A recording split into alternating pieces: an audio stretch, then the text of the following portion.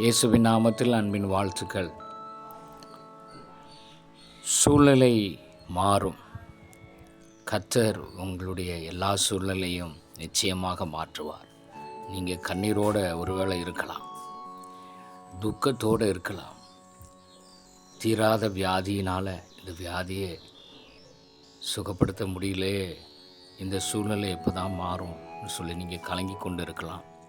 அல்லது மந்திரவாதத்தினால் நீங்கள் பாதிக்கப்பட்டு, பிசாசினுடைய கிரியினால் நீங்கள் தாக்கப்பட்டு, எல்லாவற்றையும் இழந்த சூழ்நிலையில் தனிமரத்தை போல தனிமையிலே இருக்கிற சூழ்நிலையில் இருக்கலாம். எனக்கு யாருமே உதவி செய்யலை, யாருமே என்னை கண்டுக்கிடலை என்று சொல்லி நீங்கள் தவித்து கொண்டு இருக்கலாம்.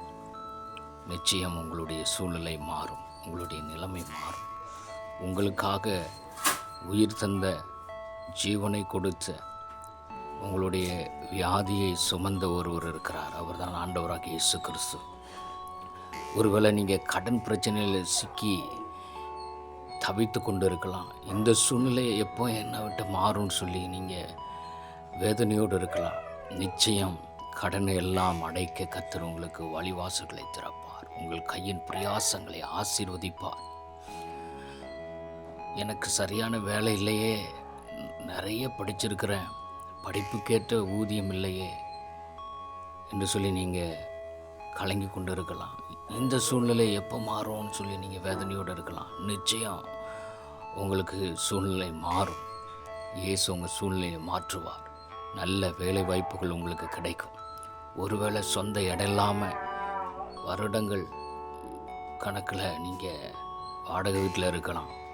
அந்த சூழ்நிலையை கர்த்தர் மாற்றுவார். நீங்கள் சொந்த இடத்த வாங்குவீங்க, நல்ல அருமையான வீட்டை கட்டுவீங்க, மகிழ்ச்சியோடு சந்தோஷத்தோடும் வீட்டில் நீங்கள் குடியிருப்பீங்க. அது மாத்திரமல்ல, பிள்ளைகளுக்கு நல்ல படிப்பு வரமாட்டுக்கே என்று சொல்லி நீங்கள் தவித்து கொண்டு இருக்கலாம். கர்த்தர் உங்களுடைய பிள்ளைகளுக்கு விசேஷித்த ஞானத்தை தருவார். அந்த சூழ்நிலைகள் எல்லாவற்றையும் கர்த்தர் மாற்றுவார். நல்ல மதிப்பெண்கள் எடுப்பாங்க. கர்த்தர் உங்களுடைய பிள்ளைகளுடைய எதிர்காலத்தை ஆசீர்வதிப்பார். அது அநேகருக்கு ஆசீர்வாதமாக இருக்கும்.